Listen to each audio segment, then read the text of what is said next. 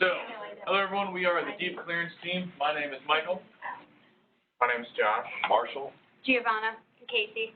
So just to give you another recap of what our exact problem is that it started off as the scenario where you have a group of rangers and they come across an unidentified enemy cover, specifically a cave in our scenario.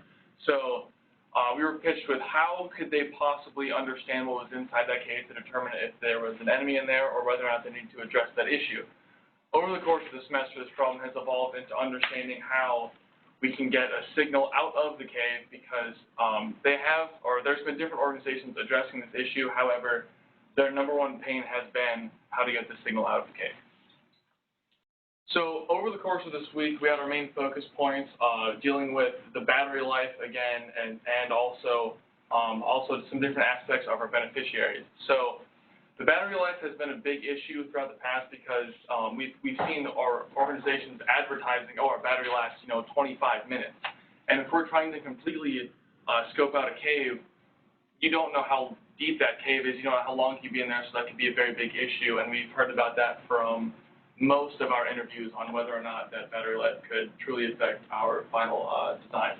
As well as when we look at our beneficiaries, a very good interview that we had this week led to the understanding that a thermal camera would be a very important thing to include on our device because when you're in a cave, you don't know if there could be dust, debris floating around, anything like that in the cave. So a thermal camera could see through that and help you determine if there's anybody else on the other side of that debris. For this week, with modifying our VPC, we took we call it like the post-it approach. Basically, we arranged our different gains, pains, product services, jobs, etc., based on like time of discovery, so the most recent ones we added on as well as previous ones that we've had in the past. And then the other thing is based on the ranking or how important they are to our beneficiaries. So this is including all of our beneficiaries. And if you look at the top pains that we have is the connectivity as well as the weight of the product. And our top gains is the status of the enemies present within this cave, and an overall virtual layout of the cave as well. So our major change to our mission model canvas for this week is definitely the mission achievement and impact factors. So Casey will go into how we developed those. Okay, so I handed everyone out this. Sorry, they're not color-coded ones, but basically you can just take a look at this and kind of pair it together. I'm going to elaborate a little more on the next slide. But basically what we did is we took all the value proposition canvases and we looked at their pains and we figured out what they thought success was in their eyes. So basically, color coding wise, for our sponsors, it was the accuracy of information about the cave. For people like the whole country servicemen, their goal was the amount of lives saved. For someone like a contractor, it was did the technology actually work? Did the signals actually come out? So basically, they gave us examples in one of our interviews about the tactical and operational, and basically said that all of their mission achievements fall within the tactical and operational levels. They don't use strategic level in the line where they are, so everything that they assume is a mission achievement falls within the tactical or operational level. And, for this week, we ranked our mission achievements. For the first one, understanding the threat is going to be the most important. And then any accurate intelligence is good intelligence. Anything we can gather from any sensor off the solution helps us out a great deal. And lastly, if they cannot identify the threat, mapping the cave is extremely essential to what we're trying to do here. So our MVP has not changed. The only major addition to this was that we actually had it verified that our thermal camera system, which was one of our essential tenets from the beginning, is probably the most effective way to go in terms of optics that can see in the dark, can see through the haze of smoke and debris in a denied enemy structure that's also prevalent on the battlefield. It still consists of an autonomous drone swarm that runs sort of silent with pairs of two, and especially elaborating now when we're talking about the batteries, the bounding overwatch principle, or the kind of breadcrumb effect that we were envisioning, is our early step in dealing with this battery life, as the drones can land and then relay signal out, and then as you run out of drones, so that you can explore into deeper caves and they pick up and join the front drones. So that's our early attempt at the battery problem as we develop that further. We still be using ATAC and everything, but as far as that goes, it's still pretty much the same. And then for our future plans, next Tuesday we are going to Fort A.P. Hill to meet up with our sponsors and some other rangers, as well as some guys from AWG. We're going to be exploring the technology, so we're bringing some, and they're bringing some of the stuff that they have. We get to see how their kits assemble, where they carry stuff, where they have extra space on their persons in order to store these drones. And then also to try and experience kind of what it would be like from their eyes going up against this situation. So the things that they would do, the things that they would feel that they need to have done first, whether they need to recon it first, or do they want to set up a perimeter, that sort of stuff. And that's our future plans in the upcoming week. That's all. Thank you.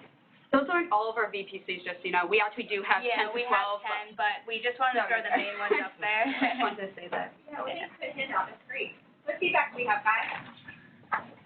Yes. Regarding your MVP, have you guys, or are there already other products that are already out there that are just single drones with thermal cameras? Have they already tried stuff like that? So what would be the difference between like a single drone versus a swarm drone? It's the connectivity issue. Okay. A single drone typically operates off of a GPS signal, and it uses that to locate where it is in the world. But when you go inside a cave, you lose that signal, so the drone pretty much falls to the floor. Okay. And then also getting signal back out, you don't get that. So the swarm thing, or just multiple drones, is used to relay the signal out so that you actually have that connection, whereas before the previous products just fell flat. So this helps with like the problem of the drones, just like when they would send a drone in there before, they would just shut down and I guess go to the ground. From what our sponsors said, they didn't even bother to try it out because they knew that that's what would happen. So. So guys, I think you have this really cool illustration of your process, and you did a great job at laying that out, and I love the handout, and showing what's new. You really showed some growth there, which is really neat. I also see this MVP that you've worked on that I think has some potential. Where I'm missing the disconnect is how is what you're learning each week guiding and changing the decisions you're making in your MVP? And I think maybe, I didn't see hypotheses, or maybe I missed them, the hypotheses. Maybe go back to those if you have them. We did more like focuses. Using the word hypothesis. Okay. Well, and it's okay to use a different word. I just didn't see that link as well this week. And so I'd like to see a little bit more on where what you're learning each week is making your MVP change and grow and become more specific. We just got a bunch, like about 20 contacts today, dealing more with swarm technology and optic sensors and stuff like that, because we've been contacting so many people, and the thing is, every time we get on the phone with them and we say, so what do you think about the swarm, or what do you think about this, they're not sure of it, and then we ask them, do you know anyone else, and they say, well, I'm not in that field, so. We just have a tough time getting like solid new technology information from our internet. As some of our sponsors have said, a lot of the people who we're trying to talk to, they don't think we're real. They don't think we're a real. Yeah. Well, and I like the way you're getting more specific and moving towards people that can get that specific guidance. Good. Yeah, I want to say, first of all, you clearly understand how to make a presentation that follows the process that we as instructors want to see, right? You're putting up you're showing the process of putting all of those pains and gains together. You showed the hierarchy of the achievements, right? What are the mission achievement metrics and the hierarchy there? That's all fantastic. I have really two questions, and maybe one will say for after is, how does this process help you more than just your grade? Okay, I want like a real reflection on that. I want to hear, like, did you just do that because you thought that was what we really wanted to see, or did you think it really helped the process? And then the next thing, the other question I do want to have is with your mission achievement. Can you go to your mission achievement? This one or the, like, The three way you listed different? your mission achievement, either on your mission model canvas or explicitly. It's the same thing. It's the same thing, I just made it bigger here. See? This is from the mission model canvas. Okay, the only thing I want to point out is that your achievements need to be measurable and like with a metric in mind. So amount of lives saved, I understand that's an important point. What would be the measurable? How would you know that you've achieved it? Is that 100%? Yeah. Right? Are you trying to achieve 100%, or what is what's a number that you could attach to that?